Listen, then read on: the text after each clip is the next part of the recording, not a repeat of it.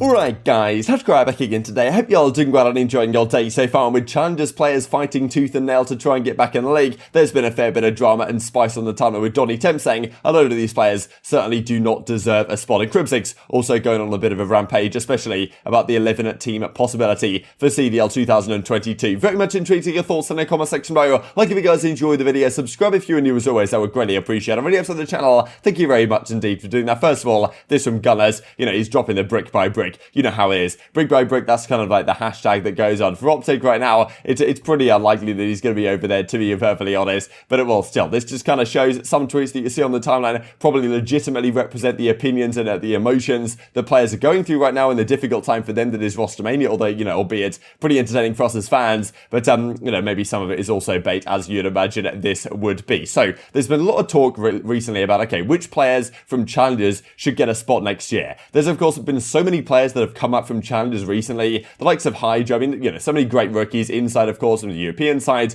Standy as well was absolutely killing it. But there's been some other players, the likes of Fire, that came up and didn't necessarily have the performance that they would have wanted to have had. And Sparta is another example right here from last year on Los Angeles Gunless, where he kind of got his chance and didn't maybe make the most of it, you could well argue. So, well, anyway, there's a lot of amateurs that, of course, they're trying to get a spot in the Pro League, as is everyone right now. But there's so many great players from so many regions. We've heard about Pred right from the Australian side. We've heard about a load of great amateurs from the European region, like Hydra has kind of shown that region is kind of an untapped gold mine of talent. But then you've got the North American side, which is still stacked to top to bottom with great talent that could be in the league. But of course, you've got to consider there's also a load of great pro players with loads of veteran experience in the league. So it's very tough as an amateur right now in the top of the challenger scene to actually get a spot in the league. Nato, Spart, Mohawk and Proloot, the winners of the entire winners of the champs winning team for the challenger side, sources say a majority of these top ends are finding themselves without offers. At the end of the day, though, you've got to consider there's only 12 teams in this league. We'll have a look at later. Maybe there's only 11 teams actually making moves right now, which means, okay, you've got 48 starting players. Let's just say we are working with 12 teams. And then we've got another 12 substitutes. That's 60 players. 60 slots is not all that much, to be honest, when you think about all the Pro League talent that we've had for the last several seasons. All the amateur talent are out and about there.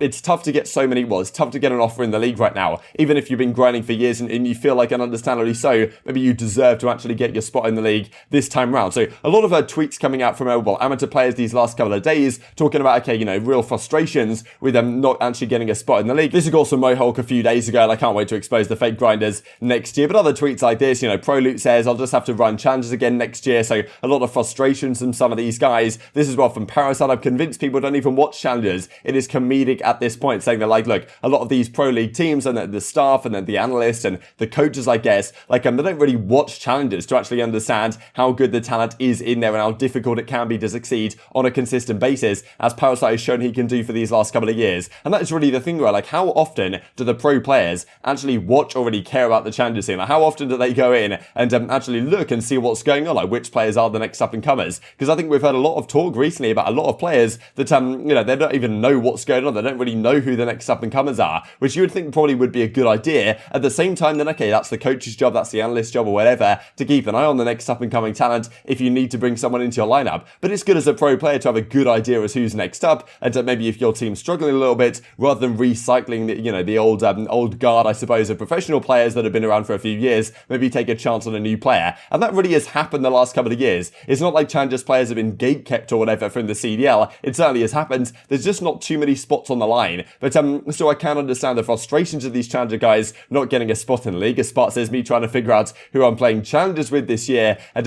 this even from Zaptius, right, who is another player in a similar boat, you could argue, on London, then on Paris Legion towards the end of the year. This Rostermania stuff, after getting on unstable teams with internal issues, is getting old. Got to deal with the worst odds and still no recognition. Give me a solid team with level-headed people and the same goal who actually want to play together, and I will stay in the league, says Zaptius. I mean, this is from Risk in reply to Parasite. I agree, you deserve to be in the league. And this is from Paul X. I'm mind blown. Whatever, I'll run him again this year. So kind of maybe surprise Paul X that he's not getting a spot back on London or back on some other team as well, after I'm having a pretty solid year, all things considered. So maybe that's what's going on right now. And this is from Decimate, who we run in challenges with. Boys, Vivid even comes in the reply with the eyes emoji, even though I'd be kind of mind blown if he doesn't get a spot on the league. And Paul X comes in reply as well. So a lot of players right now are very frustrated with their situations, being stuck in challenges, it seems. And this is what Temp says, who I imagine tweeting this is probably going to find himself in a spot back on the league. If he's tweeting this and isn't going to find a spot, then, well, that'd be kind of funny, honestly, looking back on it. But this is what he tweets out.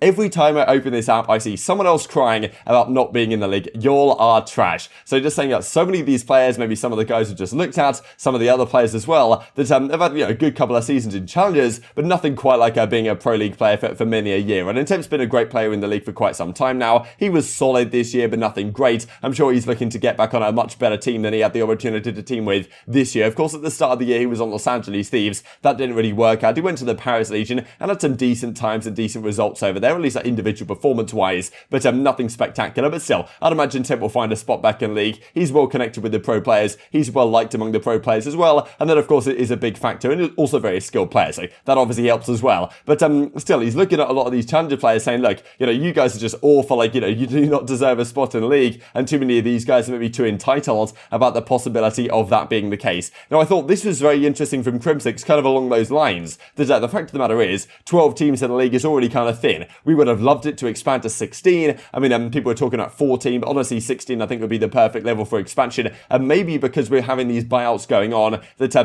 not been the case quite as of yet. But still, hopefully at some point we'll get to 16 to 20 maybe. And well, hopefully next year that'll be the time that it happens. But Crimsix is not necessarily convinced that's going to be the case this year. Because we've heard the talk that OpTic Dallas is going to become a thing. OpTic Chicago going to merge with the Dallas Empire. Those two brands are going to disappear. And then OpTic Dallas is going to become a thing based in Dallas. That leaves the Chicago spot up for grabs. We've also seen recently that Paris Legion have rescinded their trademark. And therefore it looks like that organization is going to be bought out by someone or another. But Crimsix is saying, look, that actually might not even be the case. We might be stuck with 11 teams for next year if no one else wants to buy in. Why not? We got a question. If the merger of OpTic and Dallas happened, what happens if Energy aren't interested in the CDL spot but can't sell it? Same applies to the rumors of Paris looking to sell.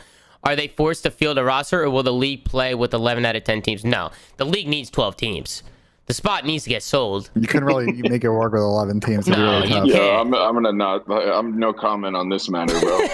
Yeah, Tommy, no comment. No on this comment. matter, Okay. No comment. Listen, all I'll say about this We is might a lot of not business have questions 12. in this thread. I've already scrolled through. We might have 11 next year, bro.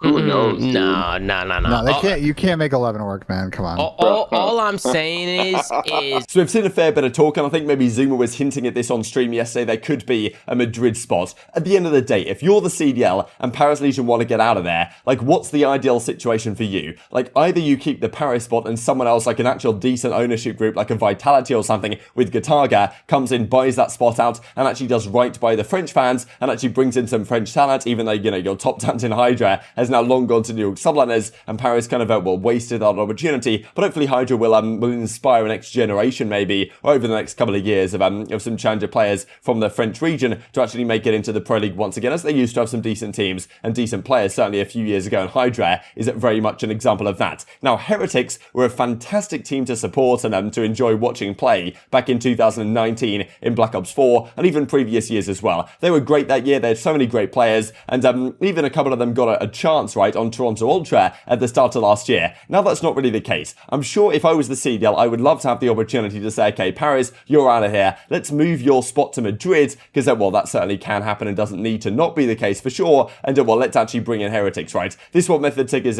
kind of hinting at a few days ago. That may indeed be the case. We're hoping that's the case. I think that's what I would like to see. But Crimsix is not necessarily convinced that it's going to be the case. And well, maybe that it doesn't get sold or whatever. But 11 teams, I don't really know how that could even possibly work. Of course, the Chicago spot, if that is up for grabs, you'd imagine there would be some interest in that spot. We've seen Cloud9 very much hinting at it as of late that they want to come back into Call of Duty. I think that'd be fantastic, because not only have they got a fair bit of money, but they've also got, they also want to win, and they want to actually be a contender for the top spot, right? And that's the thing, if you lose the OpTic, the Chicago spot, and now they merge with Dallas Empire, you want to bring in another team that's actually going to be competitive, rather than a team that's kind of just going to, pay the minimum like Paris Legion have done and sit right to the bottom of the standings. I think this upcoming season is going to be incredibly exciting, because if these two teams do come in like a Cloud9, like a Heretics, that's what I would like to happen. Then I think they really can make teams that are going to be very competitive. And well, hopefully Heretics actually care about the Spanish scene, right? Which I'm sure they will if they do come in and build an actual Spanish roster, which will be very entertaining to support, but also great for the Spanish scene as well, which probably has had a difficult time supporting Call of Duty these last couple of years. I do wonder how things would even go there. Like, if Crimsix is right, and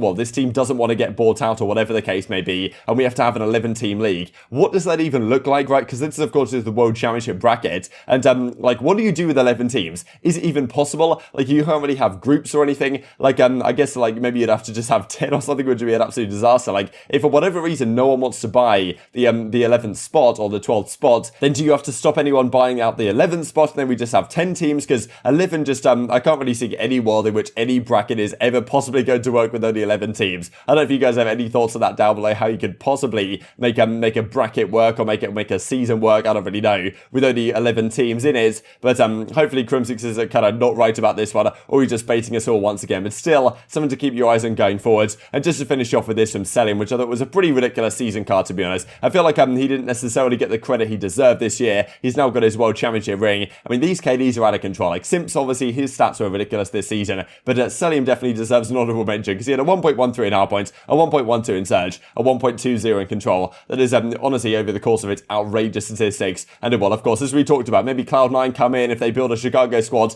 they can honestly build a pretty good team over there that actually tries to win, unlike an organization like Paris Legion. Heretics could try a similar thing. They were certainly very competitive during the entirety of Black Ops 4. I'm pretty sure they could build a good roster yet again. And, well, then, of course, you've still got to take down lads to FaZe. And, well, with guys like Cellium, it's not going to be so easy to do so. But very much intrigued to get your thoughts on all this stuff in the comment section below. Hope you guys enjoyed the video. If you did enjoy it, I'd greatly appreciate a like on the video. Really upset the YouTube icon, and know you enjoy this content. How do people like you may enjoy this content as well, and I've grown the competitive Call of Duty community. Thank you much, as always. Take care, and I will see you next time.